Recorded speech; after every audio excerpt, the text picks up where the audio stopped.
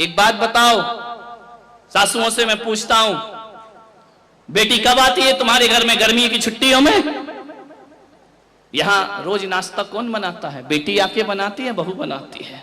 बहू बनाती है ना। रसोई कौन बनाती है? बहू बनाती है। चलो नौकरानी होगी, निर्देश तो बहू देती है ना, देखती है ना। बीमार हो जाओ तो बहू आके पूछती है, बीमार हो जाओ तो दवाई भले झुंझला के दे, गुस्से से दे, देगी बहू ही, पड़ोसिन देने वाली नहीं है। ध्यान रखना, कुछ भी करेगी, तकलीफ हो, दुख हो, संकट हो, बहू ही साथ में आती है।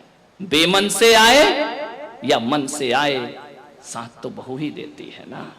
सुबह से उठती है, तुम्हारी व्यवस्था करती है, नाश्ता बनाती है, खाना बनाती है।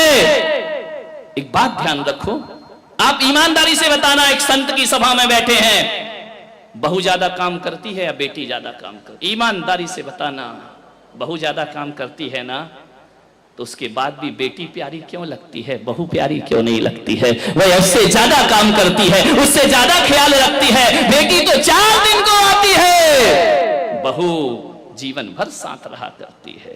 एक बात याद रखना, भारतीय संस्कृति में किसी भी बेटी को लक्ष्मी नहीं कहा जाता है, बल्कि बहू को लक्ष्मी कह करके बुलाया जाता है। ध्यान रखना, किसी बेटी को किसी ने लक्ष्मी कहा है? कन्या भले कह दिया जाए, लेकिन लक्ष्मी का रूप नहीं दिया जाता है। रक्षा बंधन पर बेटी की जरूरत पड़ती है, लेकिन दीपावली जब आती है तो बेटी की नहीं, हाथों में दीप लिए हुए बहू शोभा दिया करती है। दीपावली तो बहू की हुआ करती है, दीप जलाती है। रक्षाबंधन पे तो राखी बांधकर चली जाएगी, मिठाई खाएगी, कुछ पैसे भी ले जाएगी। ध्यान रखना, कमर साहब आएंगे, खाएंगे, मजे लेंगे, लास्ट में बोल देंगे मजा नहीं आया, धत तेरे की, मर गए कर करके, उनने कह दिया मजा नहीं आया। बहू तो घर में ही रहती है ना, बहू तो लक्ष्मी है ना। आज तक किसी बेटी की आरती किसी माँ ने नहीं उतारी होगी, लेकिन बहू जब घर में आती है तो सास को दीप लेकर उसकी आरती उतारना पड़ती है। बहू मंगल है, बहू शुभ है, बहू लक्ष्मी का रूप है, बहू सरस्वती का रूप है। जब वह बहू घर में आती है, तुम्हारे वंश को अंश प्रदान करती है, और जब उन्हें संस्कारित करती है तो यही बहू सरस्वती का रूप हो जाया करती है। ध्यान रखिए, और यही बहू लक्ष्मी का रूप हो जाती। बहुओं को लात मारना यानी लक्ष्मी को लात मारना के समान पाप हुआ करता है। ध्यान रखिए, बहुएं तो घर की शोभा होती है, प्राण होती है। बहुएं ना हो तो तुम्हें कोई दादी कहने वाला नहीं मिलेगा, तरस जाओगी। ध्यान रखना, नानी में तो ना ना ना ना ना ना लिखा है, दादी में तो दे दे दे दे दे लिखा हुआ है। मान जितने भी रिश्ते हैं, आज तुम्हारा छोटा बेटा चाचा कहला रहा है तो बहू की वजह से, आज तुम ससुर जी कहला रहे हो तो बहू की वजह से, और आज तुम सासू मां कहला रही हो तो ये रिश्ते तुमने नहीं, उस बहू ने आकर तुम्हें रिश्ते दिए हैं। और तुम्हारे वंश के अंश को यदि बढ़ाया है तो बहू ने बढ़ाया है, किसी बेटी ने तुम्हारे वंश को आगे नहीं। बहू ध्यान रखना,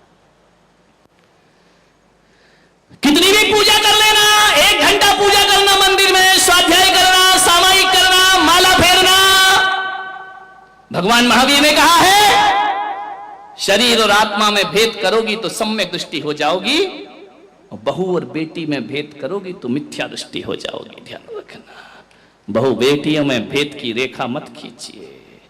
कितना भी प्रवचन सुन लो, कितनी भी समाज सेवा कर लो, कितना भी धर्म कर लो, यदि बहू से नफरत करती हो तो आपकी पूजा पाठ सब एक पाखंड है, एक ढोंग है, कुछ नहीं होने वाला, इससे कोई कायाकल्प होने वाला नहीं है। ये पूजाएं तुम्हें स्वर्ग नहीं भेज सकती हैं, ये पूजाएं तुम्हें मोक्ष नहीं ले जा सकती हैं। कितना भी कर लेना, समाज में बड़ी बड़ी माला पहनने से कोई महान नहीं हुआ करता है। अरे एक बात याद रखना, ये समाज की मालाएं कोई हकीकत की नहीं हुआ करती हैं, 80% तो धोखेबाजी हुआ करती है। आपसे मैं निवेदन करना चाहता हूं, समाज के सम्मान में कोई व्यक्ति महान नहीं होता है, अपने घर में जो सम्मान पाता है वो दुनिया में महान हुआ करता है। अपनी बहू की नजरों में उठी हो क्या? अपने परिवार की नजरों में अच्छे बने हैं क्या? नहीं बनते हैं। दुनिया की नजरों में महान बन जाओ, कोई कीमत नहीं हुआ करती है।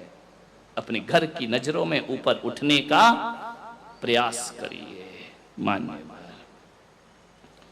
तकलीफ क्या हो जाती है? बहू लेने तुम ही जाती हो, शादी नहीं होती तो 10 जगह हाथ पैर जोड़ती हो, कुंडली मिलाती हो, मेरे लड़के की शादी करा दो। एक काम करना, युवाओं से मैं कहूंगा, शादी आदि करो ना। कुंडली मुंडली का एक अलग लफड़ा, इस चक्कर में कई कुंवारे घूम रहे हैं।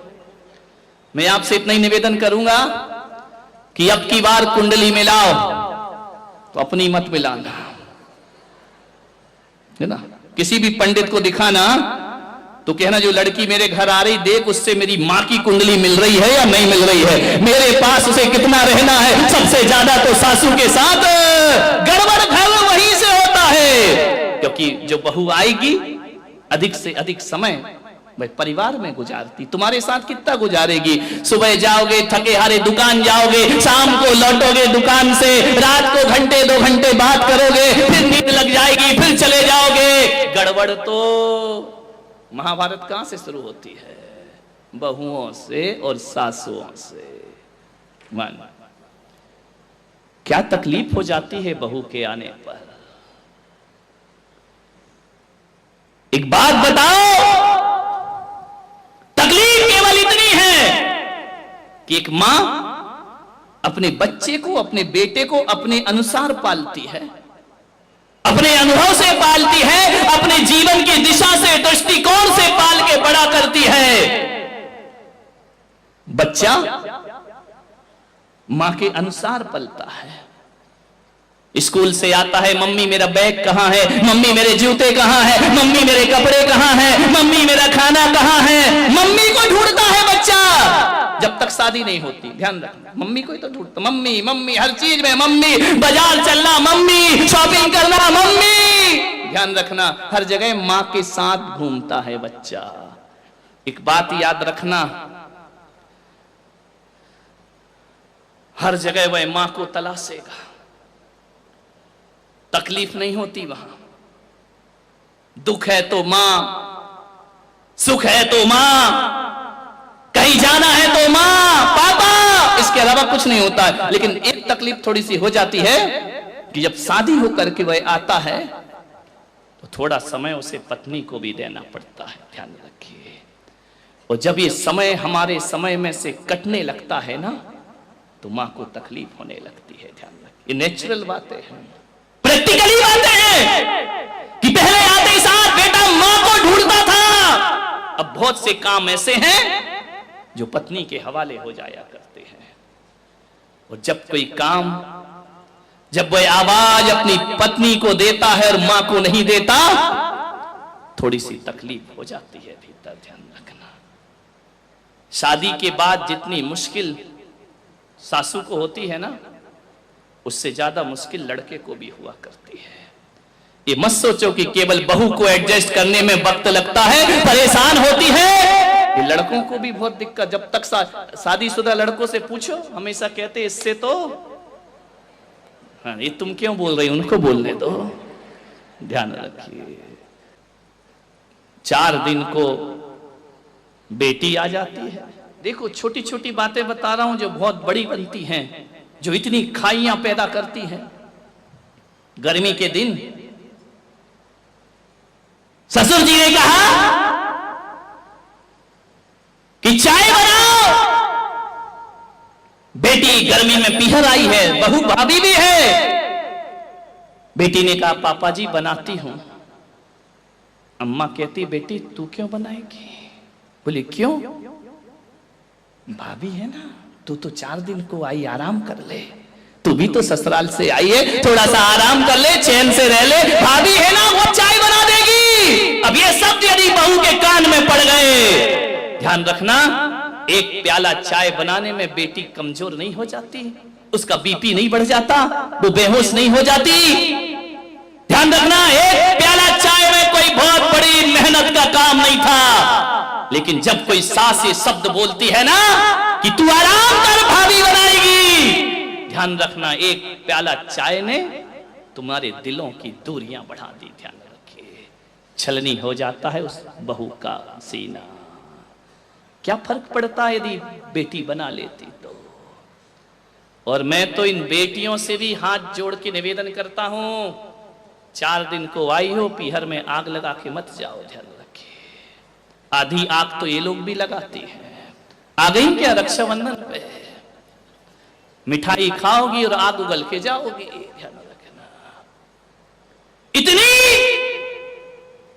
समर्पण दिखाती है पीहर में आकर के अपने माँ बाप के लिए, पूरी बिछी जाती, मेरी मम्मी मेरे पापा, मेरी मम्मी मेरे पापा। भाभी तू ये नहीं करती है, भाभी तू सम्मान नहीं करती, भाभी तू इज्जत नहीं करती है। ये 4 शब्द, इतना प्रेम, गजब। ऐसा लगता है कि तुम्हारी मम्मी की शुभचिंतक केवल तुम ही हो। बेटा तो दुश्मन पैदा हुआ है, कंस पैदा हुआ है घर में, बेटे का कोई लगाव नहीं है, कोई अटैचमेंट नहीं है तुम्हारी मां से, सब कुछ तुम्हारा है। इतना भाई को व्यंग करोगी शादी के बाद, भाभी को व्यंग करोगी शादी के बाद, तू मम्मी का ख्याल नहीं रखता, तू पापा का ख्याल नहीं रखता है, इतनी बातें कर रही हो और ससुराल को नरक बना रखा है। ध्यान रखिए, इतनी ईमानदार होती तो तुम्हारी ससुराल भी स्वर्ग जैसी बन गई होती। जितना समर्पण माँ बाप को दिखाती हो ना 4 दिन में, उतना सास ससुर को दिखाओ, पलकों पे बैठोगी ससुराल में।